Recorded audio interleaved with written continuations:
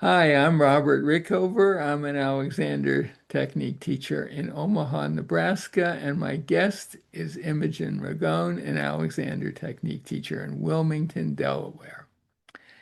And we have a kind of an unusual topic today, and it is really about sleep apnea. I've been known to snore in my day, and at some point it seemed like a good idea to check and see whether I was, in fact, had sleep apnea. Now, just to define, I'll just read you a kind of official definition of sleep apnea. It's a potentially serious condition that causes breathing to stop and start, often many times during sleep. And it says people with that condition snore loudly and feel tired even after a full night's sleep. And it's also can be a precursor or it's associated with a, a, atrial fibrillation, AFib, which I think Hmm. most people are kind of heard of. So it can be a serious thing, and it's worth checking if you think you might have it. In my case, it was mainly snoring that which I heard from somebody close to me. Uh-huh.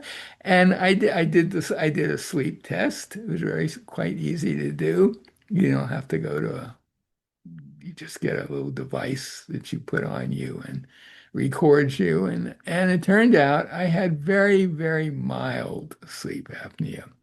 So it didn't require a machine. You've probably seen people who've had machines that keep a positive airflow going Hmm. into Hmm. your throat. It didn't even need a mask, or there are some ways of trying to help it using a dental implant that pushes your jaw forward.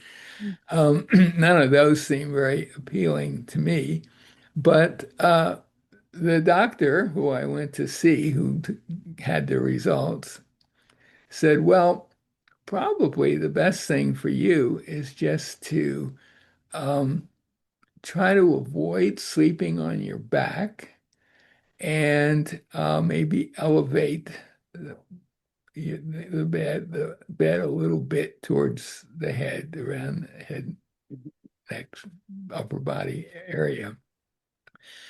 And there are various techniques for that. If you go on Amazon, for example, Hmm. and do a search for AFib conditioning, not AFib, sleep apnea positioning devices. There are just a maze of them, wedges, this and that encourage you to lie on your side rather than on your back. And even like put a little tennis ball on your back so that if you're on your back, it's kind of uncomfortable and you're not going to stay there. I mean, there's tons of tools to deal with this issue involving your placement when you're sleeping and so forth. And I'm reading all of this and I'm experimenting with it a little, and it just I'm coming at this as someone who knew nothing about sleep apnea until very recently. Hmm. But it just jumps out at me that this is something that might be very helpful with with the Alexander technique for all kinds of reasons. First of all, just maybe the simplest, Alexander technique that has a process called constructive rest. And it's a lying down position. And one of the features of it is there's support under your head and further down, but then area between that, there's an area that's kind of hanging free, Hmm. right? And I don't think most people sleep that way. I think most people sleep with stuff pushing up against their neck if they're on their back, pillows that kind of go down here, and maybe encourage a kind of an arching back of their heads a little. And that I would think would be get in the way of the flow of air into the lungs. I'm I'm curious, Robert, what was your or what is your main sleeping position? Well, I Um, discovered that it's about 50% back, which was higher than I thought, because I do tend to sleep on my sides quite a mhm. bit, and then a little bit more towards the right than the left. But so the, one of the things they'll tell you is sleep on your side I because see. you're less likely to have sleep apnea when you're on your side. But if you are sleeping on your back, you might be good to elevate a little bit the part of the bed that your head, neck, and upper body are on. Now, I think what they're trying to get at is basically it's the narrowing that blocks airflow Mm, and through the throat. mm, Now, the thing is, I'm not really that expert in the anatomy of this region.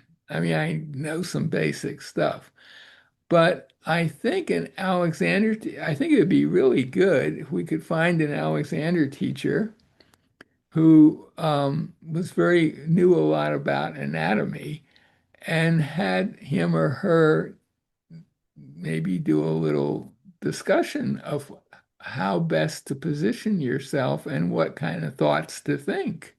Alexander mm, wise, like my throat is free kind of jumps out at me, but mm, mm. um, I'm not, I'm not, I'm not saying I have any answers to this. I'm really more putting it out there as something that maybe because I did some research and didn't find anything about Alexander technique and sleep apnea.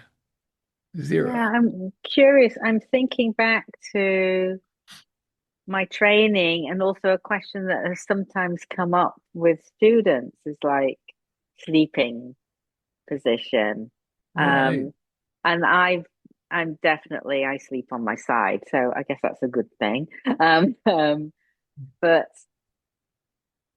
realizing that I needed more under me on my side than I do when I'm lying down on my back, more under Hmm. my head, Oh, so so that I'm not greater so that I'm thickness, not a thicker support. thicker support, or Yeah. I'll put my own arm actually under the pillow, and which also raises it, and so um, so it does feel like Alexander teachers are often already helping their students get more comfortable and you might say in a little better alignment when they're sleeping, Maybe. and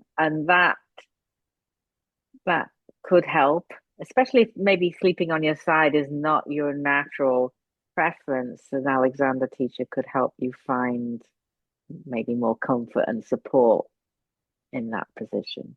So Yeah, I used to always tell people it's not really the position, but what you're exactly. doing. But then I would add a little caveat, which I'm gonna modify or have modified actually, that all things considered, the back seemed to me the best way to sleep because it's fairly asymmetrical, relatively.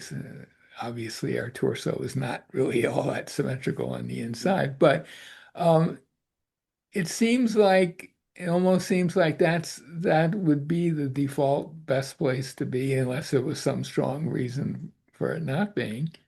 But I guess now that I know about it, AFib, not AFib, but Well, sleep yes, sleep apnea. apnea, Sleep which apnea. could lead to I probably wouldn't say that anymore. Um, yeah, but I just think that that whole question of I've never heard an Alexander teacher talk about helping someone um, directly at yeah. clearing, No, let's say, that passageway. And I think you need to get a really nice side view of what's going on there to know exactly where to what to support and what to have hanging, so to speak. And mhm. Yeah, you're and making remember from years ago. It might have been someone I was practicing with in my last year of training, but I moved. I was practicing or doing table work with them. Moved the hands under the head, moved the head, got it more for free. And this person had a lot of like sinus pressure. She said, "Oh, all that sinus pressure just disappear." I know we're not talking about sinuses here, but it right. seems like it's all related. If there's more freedom and space, um, it's possible. I also, um, while it's not, I agree that we shouldn't get too focused on position, but there's obviously reasons why side sleeping can be better. So there's ways to set that up so it's more advantageous. I know for me, since childhood, I've been really majority side sleeper, but I was in like a tight little ball on my side, Oh, very okay. con and so I still sleep on my side, but it's very much more open and relaxed, and I put a pillow between my legs, and I'm more. I use so I use a little prop to help me not be so, but also more comfortable. So there's Yeah, little tweaks that you can do to right. be more comfortable and open in the prescribed position. And I I think think that it's would anything that helps you be more open in yourself, right? Surely that's got to help yeah, I think all of so. this. I think so, but and I think that potentially sleeping on your back could be just as good as on your side from this point of view, but you'd have to know a little bit more about exactly how steep and how like from in constructive rest, usually your head's resting on some books and typically you're thinking, well, the height of the book should be such that if you look at a line of the back of your neck, maybe it's going up a little bit from Mhm. horizontal. But maybe for some people it should go up more than a little bit. And I think that's something that could probably be determined to some extent by doing table work and experimenting with different heights and seeing which one seems to promote the freest airflow. But I do think it'd be good to have some anatomy here because, and I'm not the one to do that because I'm And I definitely am not the one. but So, really to see exactly where, from I think a sideways view, showing exactly where the obstruction is likely to happen, and then experimenting with different heights and different thoughts. Again, mhm, my throat is free is a nice direction. mhm. In general, certainly if you're going to speak, do some public speaking, that would be a good one. And I And think, then, like you say, anything that's just a more general global direction that or I'm helps free. you. Yeah, just a I'm completely free. I'm general one. Or I'm I'm not not compressing compressing. myself. You could use, that's the thing. I mean, they all kind of lead to the same place, but they're kind of sneaking in and on it Hmm. in different Hmm. ways. So I would just like to put out there to the Alexander community, this seems to me to be something that we would be very good at, very helpful for. And it doesn't take long to learn a little bit about how, how sleep apnea works and how where the problems occur and so forth. And um, maybe there's some ways to improve that situation that are a little unexpected. Like maybe your head would be even a bit higher up than you would normally think from an Alexander point of view. That's my purpose in having this interview. What I'm Yeah, hoping to do is put this interview on Facebook page and invite comments. yeah, I'd be very curious to hear from some Alexander teachers that have a very much more in-depth knowledge of anatomy and, you know, That's what I'm looking for. physiology. Yeah, Someone that, yeah. yeah, Hmm. that. And Hmm. also, I imagine there are Alexander teachers who've been diagnosed with sleep apnea. Yeah, it's very Maybe have common not to. drawn the connection between that and how they're using themselves. You get into the medical system and they're just dealing with positions basically. Mhm. you know. And if the positions don't work, then you put a mask on over your head and the air comes in that way. And in extreme, many cases, you get a CPAC machine that's whirling away all night long and constantly putting positive pressure in on your throat so you don't get a chance to block. Mhm. And those for some people that's probably the best solution, even though it's cumbersome and Mhm. but I just think it's an unexplored area, and I would love to see some people see a discussion around this. Very Yeah. good. Does anyone in your family have sleep apnea that you know of? Not that I know of, but my husband does snore on occasion. Oh, So, wow. Right. So maybe. Has he had a mhm. sleep apnea test? No. So, Well, so maybe that's something to well, look into. maybe as an experiment, have him do a little table work where you adjust his head different heights and see which one seems to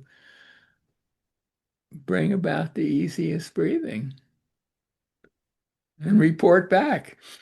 No, we will see. Yes.